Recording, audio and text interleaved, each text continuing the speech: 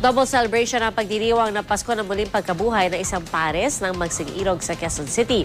Sa gitna ng Easter egg hunt sa UP Diliman, isang lalaki ang nagpropose ng kasal sa nobya niya ng 17 taon.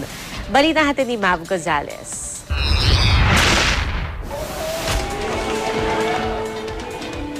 Itlog lang ang hinahanap ni Ann sa Easter egg hunt sa UP Diliman, pero engagement ring ang nakuha niya. Sa kalagitnaan kasi ng Easter egg hunt, nag-propose sa kanya ang nobyo ng 17 taon.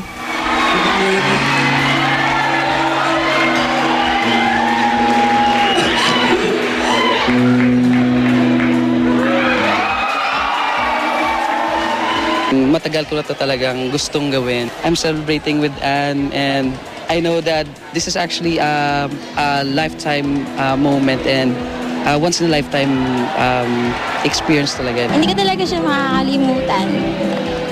Unforgettable talaga siya. Parehong Kristiyano ang magkasintahan. Mahalaga ang araw na ito dahil ginugunita nila ang muling pagkabuhay ni Jesus. Mas naging espesyal pa raw para sa kanila dahil nakahanap sila ng pag-ibig na panghabang buhay. Mav Gonzalez, GMA News.